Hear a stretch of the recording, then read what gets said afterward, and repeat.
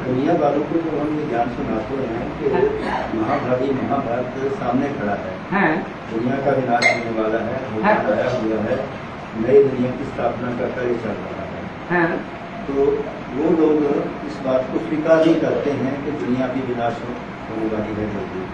उनको बताइए आप। तो क्या वो हमें ऐसा मानते हैं कि शायद हम उनकी भविष्य वक्ता हैं, क्योंकि बहुत समय से ये बातें हम दुनिया वालों को सुना रहे हैं। जब से इस ज्ञान में आए हैं तो ये पॉइंट हम सुनाते हैं कि दुनिया का विनाश होने वाला है, भगवान आया हुआ है, सब कुछ की स्थापना का कार्य चल रहा है, लेकिन दुनिया वाले इन बातों को मानने को तैयार नहीं है। तो उन्हें प्रूफ देने पड़ेंगे ना, उनको प्रूफ दीजिए, बताइए कि दुनिया के दूसरे देशों के मुकाबले आपस में जो वैमनस्य है देशवासियों को, वो वैमनस्य भारतवासियों को ज्यादा है आपस में, या दुनिया के देशों में वैमनस्य ज्यादा पनप रहा है?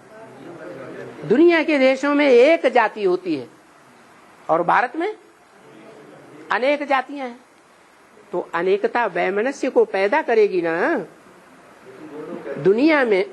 हाँ, लेकिन वो लोग कहते हैं ये तो बहुत पहले से ऐसा होते आया है, राम के जमाने में भी अत्याचार थे, भ्रष्टाचार था। जो लोग कहते हैं वो जानते हैं राम का जमाना कौन से युग में था? उन्होंने ऐसा सुना पढ़ा है। उन्होंने पढ़ा है तो उनको पढ़ाई पढ़ानी पड़ेगी ना, वो फिर ये कहना कि जहाँ राम राज्य होता है वहाँ रावण कहाँ से आ गया? जवाब दो। वो ये बोलते हैं कि हम जैसे भविष्य वक्ता है, भविष्यवाणी कर रहे हैं। कौन?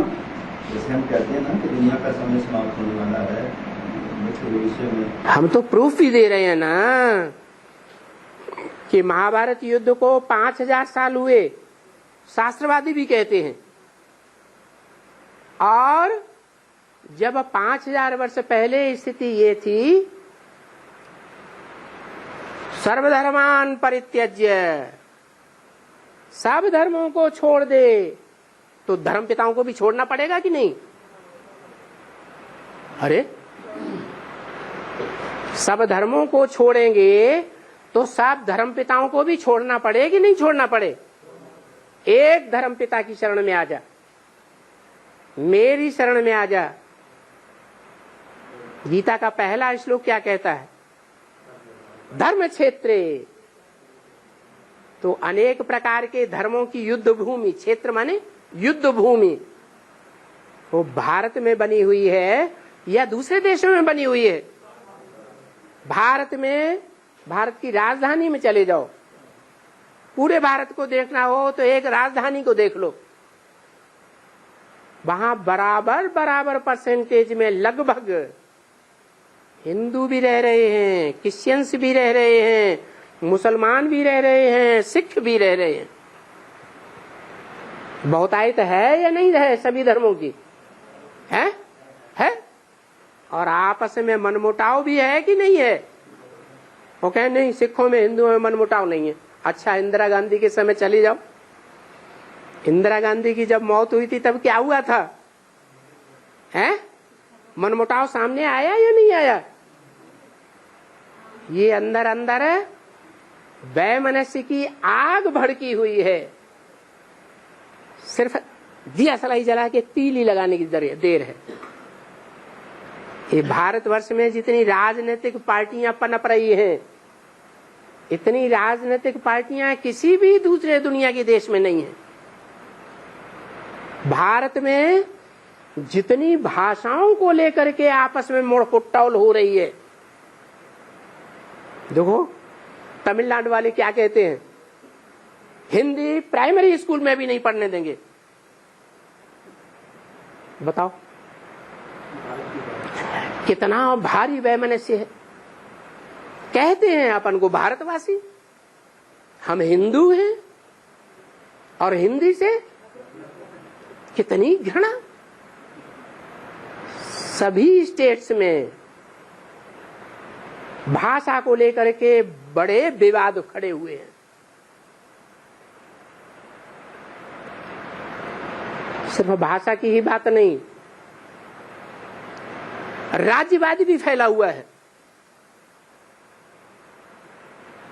एक राज्य दूसरे राज्य से टकरा रहा है।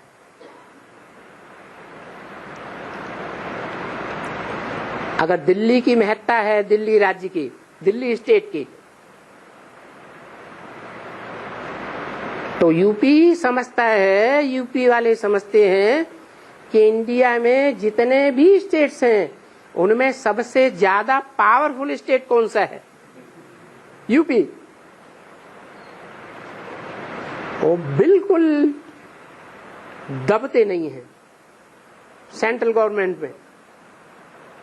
कहते हैं हमारी वोट ज्यादा है, हमारी सत्ता ज्यादा है।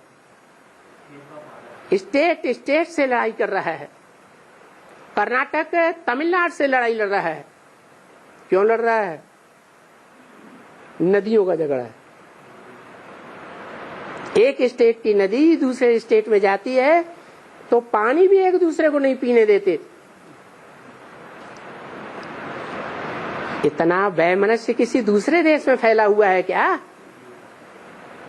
जितनी गरीबी और जितनी साहूकारी को लेकर के भारत में अंदर अंदर आग भड़क रही है, इतनी किसी भी देश में नहीं फैली हुई। बड़े से बड़े पूंजीपति देखना हो तो भारत के अंदर मौजूद हैं। ऐसे बड़े बड़े पूंजीपति जिनको राष्ट्र कहा जाता है। राष्ट्र माने संपत्ति, धन संपत्ति। सारे राष्ट्र को अपनी मुट्ठी में लेकर के बैठे हैं धृतराष्ट्र। वो पैसा देंगे तो राजनीतिक पार्टी जीतेगी, वो राजनीतिक पार्टी को पैसा नहीं देंगे तो राजनीतिक पार्टी नहीं जीतने वाली। बड़े से बड़े भूखमरी वाला देश अगर देखना हो तो कौन सा है? भारत देश। बताओ, यहाँ साहूकारों में और गरीबों में कितना भयंकर अंतर चल रहा है। ऐसी ढेर सारी बातें हैं, अगर गिनाई जाएं तो एक किताब बन जाएगी।